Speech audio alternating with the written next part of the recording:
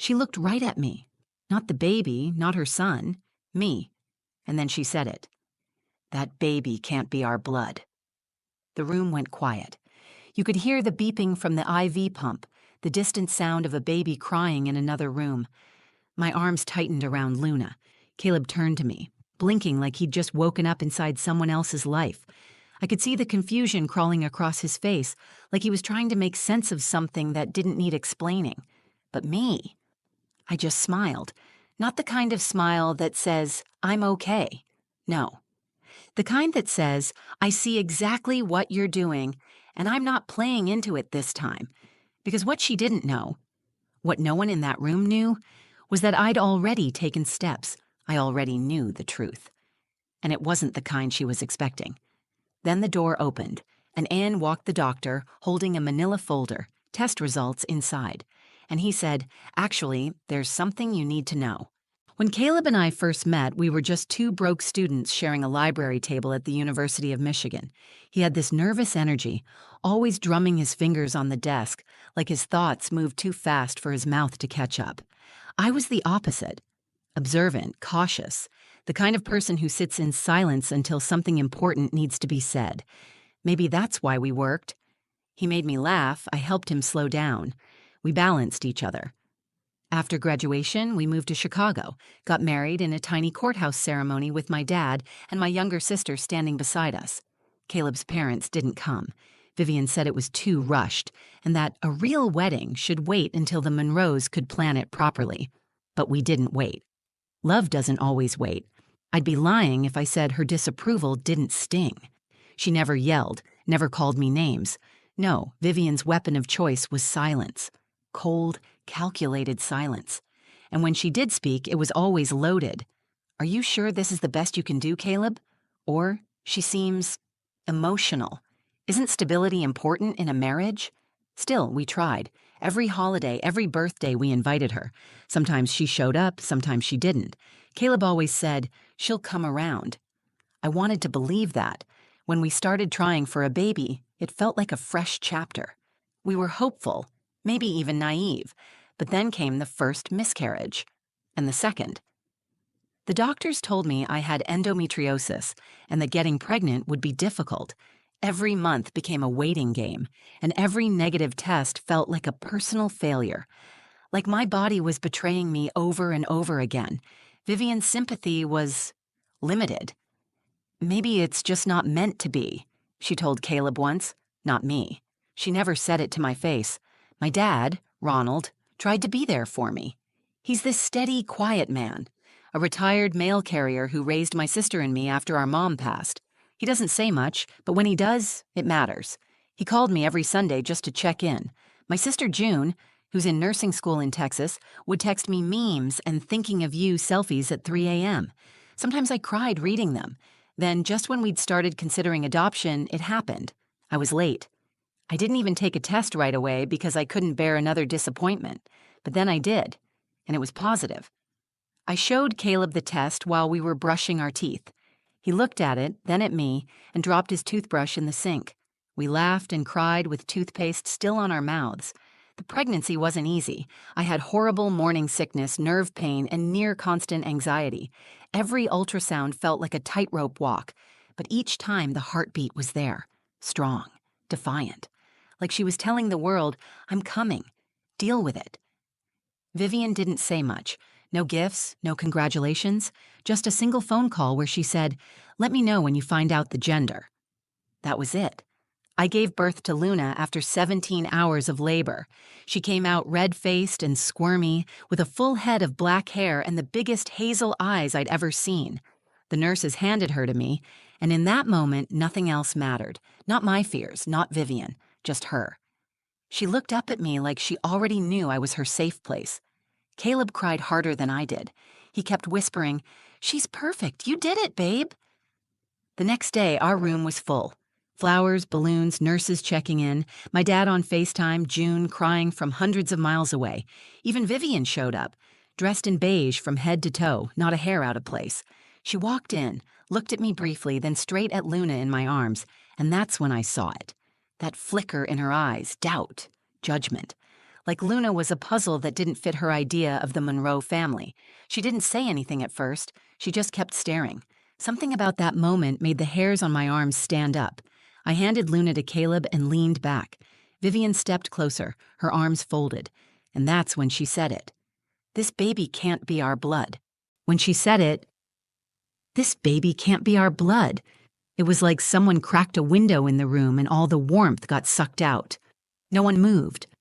Caleb froze mid-step, halfway between the bassinet and the chair by my bed. A nurse standing by the monitors raised her eyebrows and quietly stepped out, probably to avoid getting caught in whatever this was about to become.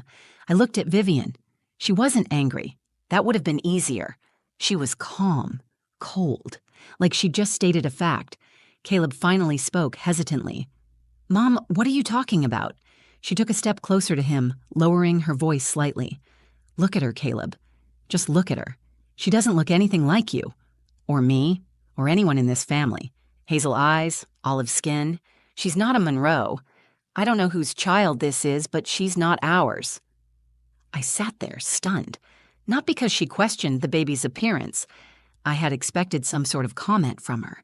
But the outright accusation? In front of Caleb? In a hospital room where I was still bleeding, still recovering, still healing from a literal war my body had just survived? Caleb turned to me. His face said what he didn't have the courage to voice yet. "Is there any truth to this?" That was the part that stung. I'd never cheated on him, never so much as looked at another man. I'd loved Caleb with everything I had, even when his mother made me feel like I wasn't good enough, even when I sat through dinners where she ignored my presence like I was invisible. I had put my heart on the line for this family, and now she was taking a scalpel to it. I cleared my throat. My voice came out steady, sharper than I expected. "You're not seriously listening to this, are you?" Caleb didn't answer. Vivian crossed her arms, turning back to me. "I just want to protect my son. And this family. If you have nothing to hide, then you shouldn't have a problem with a paternity test." It wasn't a question. It was a challenge. I looked down at Luna. She was asleep now, tiny fingers curled into her hospital blanket, completely unaware of the storm brewing around her. That's when something shifted in me. Not rage. I wasn't going to scream. Not fear. I had nothing to hide. It was clarity. Cold, clear resolve. I met Vivian's gaze and said, "Fine. Do the test. But when the results come back and you find out you were wrong, I hope you realize you just questioned your granddaughter's place in this family on the day she was born." Caleb stepped forward like he wanted to say something, but all he managed was, "Elira, just let's not fight, okay?" Vivian gave me a tight, satisfied smile. "Good, I'll arrange it." She turned to leave the room like she hadn't just detonated a bomb in it. Once she was gone, it was like everything started moving again. The air returned. The machines beeped. Caleb sat down next to me, silent. He looked at Luna, then at me. "You know she's wrong, right?" he said finally. I nodded. "I do." "Do you?" He didn't answer right away, and that silence said more than words ever could. I turned away from him, not because I didn't love him, but because in that moment, I needed to protect something more important. My daughter's truth. My truth. I couldn't fall apart. Not now. The next morning, a hospital social worker came in and offered to refer us to a third-party genetic lab that did same-day testing. Caleb agreed. So did I. Vivian insisted on being there when the results were delivered. Of course she did. That night, I held Luna close and whispered into her ear, "They can question whatever they want. But I know you. I know every heartbeat I carried, every kick, every craving. You're mine, no matter what anyone says." By the next morning, I was done being quiet. I didn't sleep much that night. Luna was in and out of rest, and every time I closed my eyes, I kept hearing Vivian's voice. "This baby can't be our blood." Over and over, like a crack in the wall that wouldn't stop spreading. I watched Caleb sleep in the corner chair, curled up in the world's most uncomfortable hospital recliner, his hoodie pulled over his face. He looked exhausted, not just from the delivery, but from being in the middle, caught between the woman he married and the mother who raised him. At sunrise, I buzzed the nurse and asked when we could discharge. I wanted to go home. I needed my own bed, my own air. I needed to be away from the coldness of that room and start rebuilding the warmth we lost in it. But before we left, I called the genetic testing lab the hospital had referred us to. I didn't wait for Caleb to suggest it. I didn't wait for permission. I just did it. I set up the appointment. All three of us, me, Caleb, and Luna. When I told Caleb, he hesitated. "Are you sure we need to do this?" "You know the truth. I know the truth. This is just my mom stirring stuff up." I looked at him hard. "Then let her drown in her own doubt. Let her hear the truth in black and white from someone who wears a lab coat and doesn't give a damn about last names or skin tones." He nodded slowly. "Okay, we'll do it." So we went. The lab was quiet, clinical, tucked inside a bland office building downtown. We sat in a small waiting area under flickering fluorescent lights, Luna asleep in her carrier between us. I couldn't stop staring at her. She was so calm, so unaware of what we were doing. A technician came in, young, probably no older than June, and explained the process. Mouth swabs for all three of us. Simple, painless, fast. Caleb went first, then me, then Luna. Vivian didn't come, though she had insisted on being there when the results arrived. She said she trusted the process, but wanted to see it officially. I think she wanted a dramatic reveal, like some bad courtroom scene where she could point and say, "I knew it." What she didn't expect, what none of us expected, was what the results would actually reveal. We went home and waited. I fed Luna, changed her, held her on my chest while the sunlight moved slowly across our bedroom wall. I could feel my heartbeat matching hers, steady, sure. I wasn't scared. I was tired. Not of motherhood, not of proving myself, just tired of the fact that this moment even had to exist. 2 days later, we got a call from the lab. Results were in. Caleb answered, then handed the phone to me. His hands were shaking. They told us to come in person to review everything.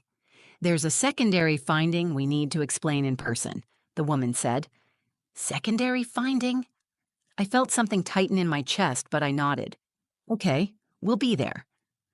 Vivian insisted on coming this time. She showed up at the lab 15 minutes early wearing sunglasses indoors, like this was some red carpet scandal she was about to uncover. I didn't say a word to her. Caleb gave her a half hug out of habit, and we all walked in. The same technician greeted us, this time joined by a genetic counselor. That detail alone sent a shiver up my spine. People don't bring in specialists unless something's not simple. We sat in a tiny consultation room, all four of us. The technician opened a folder. I watched her hands, calm, precise, as she flipped through the pages. She looked at us and said, "We have your results, and yes, Luna is Caleb's biological daughter, no doubt. Gusibgu jom gugugugu posentu mechi." I exhaled. Caleb blinked and looked at his mother. Vivian's face didn't move. No apology, no reaction, just stone. But then the counselor cleared her throat and added, "However, we did uncover an unexpected result while reviewing Caleb's genetic data, and it's something you should all be aware of." The room went still again. According to our findings, Caleb is not biologically related to the woman he believes is his mother. That time, even Vivian flinched. The words hit the room like a car crash. Caleb is not biologically related to the woman he believes is his mother. Silence. Vivian blinked. Once. Slowly, like someone had just spoken to her in a language she didn't recognize. "I'm sorry. What did you just say?" she asked, her voice cracking for the first time in my entire history of knowing her. The counselor repeated it, this time with less emphasis. "The genetic markers show no maternal connection between Caleb and yourself, Mrs. Monroe. We reran the test twice to confirm." I stared at Caleb. His whole body had gone still, like someone had just unplugged him. No blinking, no speaking, just frozen. I could see the color draining from his face.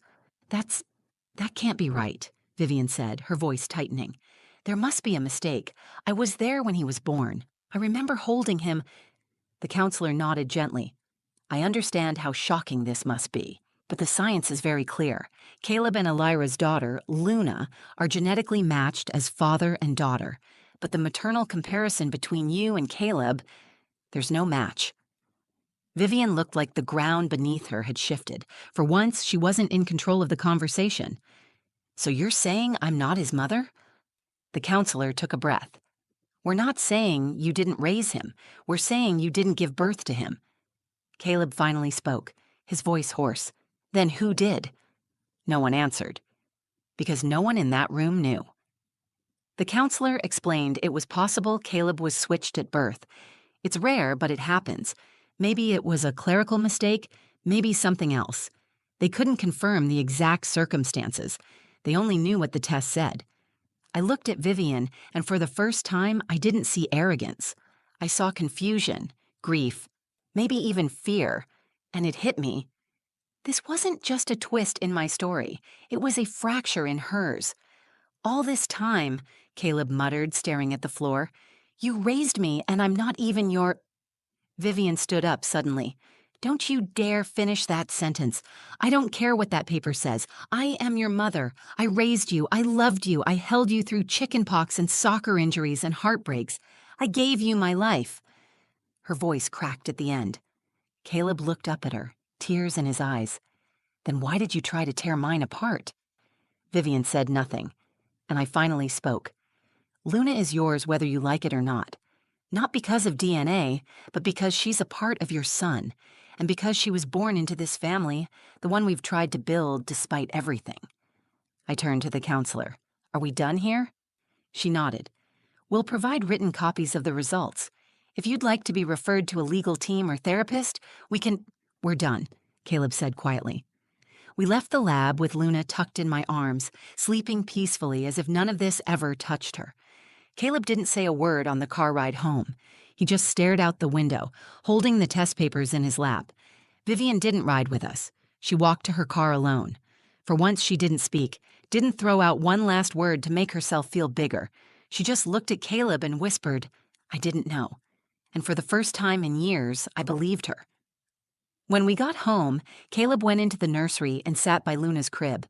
I watched him run his finger gently along her tiny arm, then tuck her in a little tighter. I sat beside him. "What are you thinking?" I asked. He shook his head. "That I don't know who I am anymore. But I know who she is. And I know who you are. And maybe that's enough to start over." We sat there in silence, the three of us. A new kind of silence. Not cold or cruel, but healing. Maybe family isn't what you're born into. Maybe it's what you choose to fight for. Life didn't magically go back to normal after that day. If anything, it cracked open. But sometimes, cracks let the light in. The days after the DNA results were strangely quiet. No more texts from Vivian, no calls, no comments. Caleb didn't push it. I didn't either. It was like something broke between them, something unspoken and sacred, and neither of them knew how to pick up the pieces. But I wasn't focused on her anymore. I had a daughter now. A tiny, bright-eyed miracle who changed everything. Every soft coo she made, every middle-of-the-night feeding, every sleepy smile reminded me that this was real, not tests, not accusations, not bloodlines, her. I remember sitting in the nursery one evening, holding Luna while the sound machine played Ocean Waves. Caleb stood in the doorway, holding 2 mugs of tea. "She looks like you when she sleeps," he said quietly. I smiled. "You think so?" He nodded, walking over and sitting beside me. Same forehead crease, same stubborn little chin. He paused, looking down. "I don't know who my biological mother is. I don't even know if I want to know, but I do know this. You never once made me question if I belonged to you. Not once." That meant more than he probably realized. We didn't talk much about Vivian after that. She reached out once. An email. 3 paragraphs. Half apology, half explanation. She wrote that she was sorry for doubting Luna's place in the family, but that she was shaken by the test and needed time to process. I read it. I didn't reply, because I was also processing, not just what happened, but everything that led up to it. The years of trying to fit into a family that measured love by similarity, the way I'd bent myself into smaller shapes just to be tolerated, and the moment I finally stopped, the moment I stood up for my daughter, for myself, the truth came out. Funny how that works. I started seeing a therapist a few weeks later, Not because I was falling apart, but because I wanted to understand why I let myself hold on to someone else's approval for so long. It was hard, but it helped. I realized Vivian wasn't the root of my pain. She was a mirror of it, and I didn't need her reflection anymore. Caleb and I grew stronger, not right away. There were long talks at 2 a.m., quiet dinners with more silence than words, and moments where the weight of everything nearly split us. But we chose each other, again and again, day by day. That's what love really is, not just the butterflies, but the rebuilding. My dad flew in to meet Luna when she was 3 months old. He held her in his big, calloused hands like she was the most delicate thing he'd ever touched. "She's got your eyes, kid," he said, "and your fire." June sent us a scrapbook she made by hand, full of photos, notes, and affirmations. On the cover, she wrote, "Family isn't blood. It's proof." I hung it on the nursery wall. Vivian hasn't met Luna again. Maybe one day, maybe not. But I don't lose sleep over it, because now I know you don't need someone's approval to be whole. You don't need their permission to love, to parent, to protect. You just need truth and heart, and the courage to hold your ground even when your world tilts. And that's what Luna gave me. The moment she arrived, she gave me a reason to stop shrinking. I look at her now. One hand always curled into her blanket, those bright hazel eyes exploring everything. And I feel a kind of peace I never thought I'd earn. This is my family. It's not perfect. It's not traditional. But it's ours. And no one can take that from me. If this story moved you, even just a little, I'd love to hear your thoughts. Have you ever had to defend your truth when no one else believed you? Drop a comment below. I read everyone. And if you felt something while listening, if this reminded you of your own journey or gave you a new way to see family, please give the video a thumbs up. It helps more than you know. Share it with someone who needs to hear that blood isn't the only thing that makes a family. And if you're new here, or just passing through, hit that subscribe button. I've got more stories coming, real ones, raw ones, about love, identity, motherhood, healing, and the messy, beautiful ways life surprises us. Thanks for watching. And remember, your truth is never something to be ashamed of.